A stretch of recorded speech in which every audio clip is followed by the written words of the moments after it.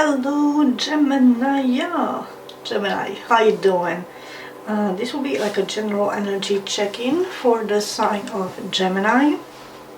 This is a general reading, not as a private, so I'm tuning into a lot of energies, meaning it might not resonate.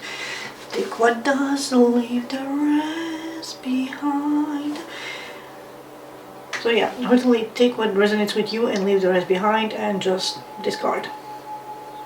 It's like a bird's eye view snapshot. We're gonna focus on what occupies your thoughts, your mind, your concerns, your worries, what's like at the forefront of your headspace, what you have been doing, what you should be doing, where you're standing, where you're headed at, and advice from your ancestors, God, the universe, whatever your system belief is, or if anything, just from the general read. From me as a reader from the cards to you as the querent, the recipient, the viewer. So then, let's jump into it. Headspace. You are, oh, this is interesting. So because of this card blessing, I'm sort of leaning towards like, are you expecting a pregnancy? Or it's like, if not, there could be like a child in your very close environment that might pop into your life and like teach you a valuable lesson. If it's not a person, although normally the court cards are people, so that is like the strongest possibility. If not, you are at this time feeling a refreshed sense of youthful, giddy, curious energy in regards of your ways of receiving love. You are rediscovering how to receive, how to give emotional support or love, or just how to be empathetic or intuitive also.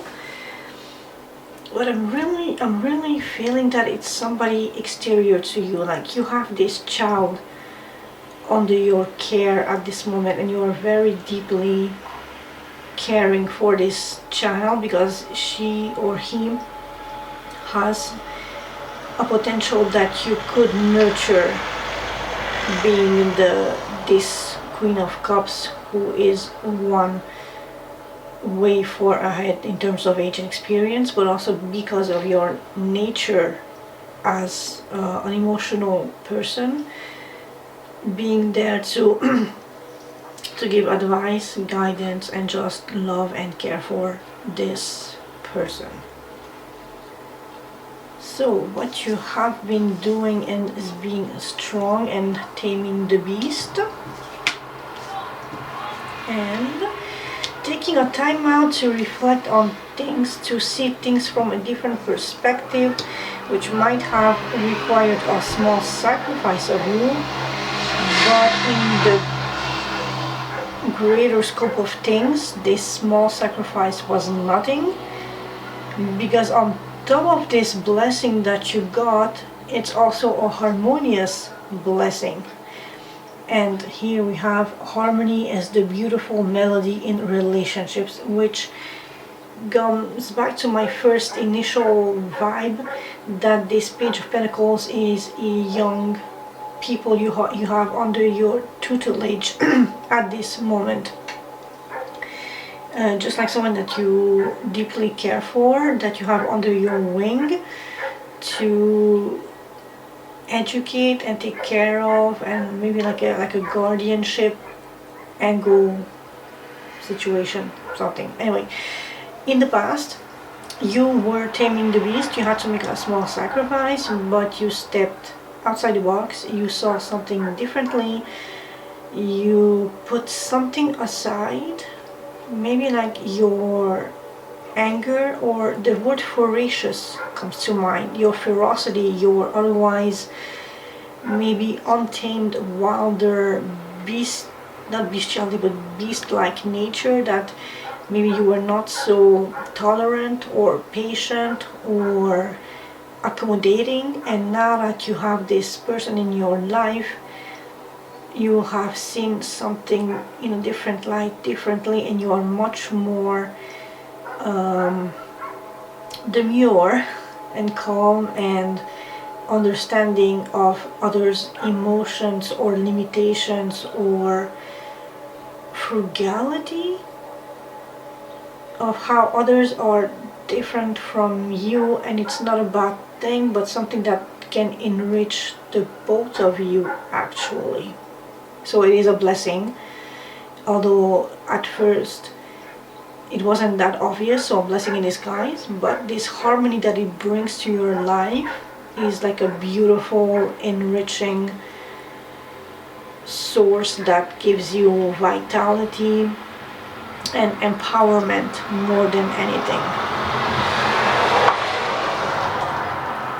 What you should be doing proceeding forward is strategizing how to start something new and how to accept, I would say, a balance between your emotionality but also your duty as a teacher, as a guardian, to pass on knowledge to this younger generation that you have under your tutelage or your care.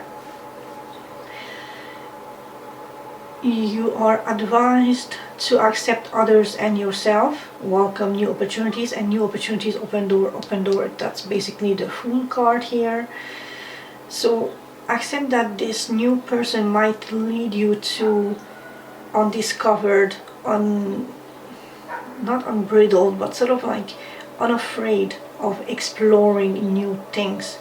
And you have the maturity and the skills to intellectualize this absolute naive wild card, this force of nature, to just like get up, get a backpack and get out there and play and not have a worry, a fear or an agenda, bias, anything. It's just like this pure energy of the day is mine and I'm gonna seize it. Carpe diem, as the Latin thing would say. And so you should maybe strengthen the way you communicate or feel or give your emotions out to. If you are too caring, like too lovey-dovey and too prone to give everything to others, maybe take a little step back and analyze what you give to whom in what quantity, context or aspect, and tame your overabundance of generosity and care and love to give it in a more meaningful, measured way with the King of Swords. But also accept and rationalize and sort of put it into words what all of this past sacrifice that led you to this illumination of harmony and strength and patience and devotion, how it affected you, and how can moving forward it can affect people under your care, how it can be beneficial, and how to measure this beautiful gift that you have been given without fearing things, accepting that you yourself are in one way, other people are the other way, and they may lack the knowledge and the experience that you have accumulated so far, but it's normal and beautiful and just natural. But also allow them to take your hand and guide you onto this new path of self-discovery, of allowing yourself to be vulnerable again, of trusting the process, of not being afraid, of not overanalyzing things, of stepping down from the cold, hard, logical, isolating facts and truth from the King of Swords, stepping down from that throne and stepping into the naive, harmless boots of the fool about to embark on a new journey, and just savoring this new discovery that is right ahead in front of you. Where you are currently standing and that you are about to leave behind is carrying your emotions or doing everything from a heart space, but on your own, to the point where it's overbearing and heavy and lonely, and it's almost driving you to the grave, because you are overburdening yourself with like a lot of meaningful action that does come from the heart, that you're carrying alone without asking for help. And sometimes bravery is just asking for help. In the card here says, face the unknown with bravery, trust your steps, which goes back to the Fool and the Acceptance card. But also trust that you can ask for others to alleviate the weight on your shoulders and disperse a bit of this heavy load, so that you can focus more on the actions that you're partaking in, and to give them more essence, more value, even more depth than now, but not at the risk of your own health and well-being. Because if you cannot put the oxygen mask on yourself first, you are at risk of lacking oxygen and then being unable to help others. So you first, the others afterwards, especially if you have someone younger at your charge, in your care in this moment. It's very important to strategize and know and really come into terms of every aspect of the situation, so you can navigate in a clear, precise way, all the while respecting your own limits and your own self and your beauty and your loving and your compassionate self and endeavors and actions and everything else, without all of this literally driving you to the grave, because it's burdensome and it's heavy. And why should you carry all this thing on your own when you can ask for others to help you just a little bit?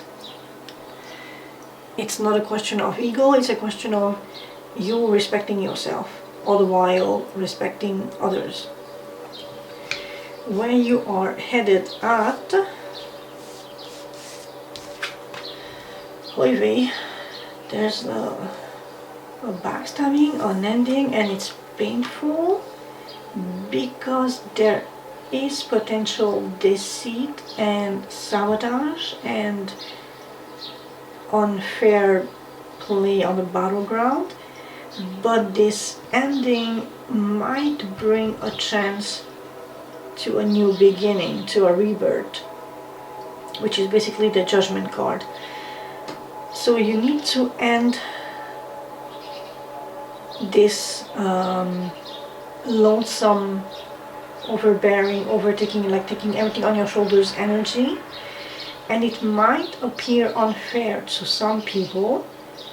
It might feel like backstabbing, or you are feeling backstabbed because some other people are playing unfair with you, especially if you're pulling on your emotional strings. That's basically emotional blackmail, and you really need to end that toxic cycle. That's no bueno. And I don't care who is doing that to you. You need to impose firm boundaries, respect yourself, and not be taken advantage of in any circumstance. Advice from the universe, God, your ancestors, whatever you believe in. And we're back at this Eight of Cups, emotional detachment, leaving something behind that has you had invested a lot, it's no longer serving you. So might as well just leave it behind, start anew, because a wish fulfillment is in the cards literally for you, and this might bring divine inspiration to give you an idea to maybe start something new or see from a different perspective, to be unafraid to start a new project, a new relationship, a new way of seeing things in a clearer fashion, of giving your energy, your time, your resources in a more meaningful, impactful way to those who deserve it, and not to people who ruthlessly take advantage of you, your time, your energy, your love, your emotions, and whatever you are offering to the world. So do not be afraid of departing, leaving, abandoning, changing directions if it's toxic and abusive and unfair and just taking advantage of you and sabotaging you and just being petty and drama and gossip and gaslighting and all that nasty stuff. Put an end to it. Walk away. There will be a period of healing, and there will be wish fulfillment granted. And whatever this is, this will give you a clear light on how to proceed forward with a bit more clear boundaries, without being condescending, and just more firm, clear cut. This is how it's gonna be, and you're going to respect it because you owe me this much respect. I hope this helps. Hope you found something insightful in this thing, and I hope to see you again next week for another energy check-in, or maybe something else. I will see how I will feel. Thank you for your time with me. Thank you for allowing me to read for you, and I will catch you sooner than later. Ciao ciao, Gemini.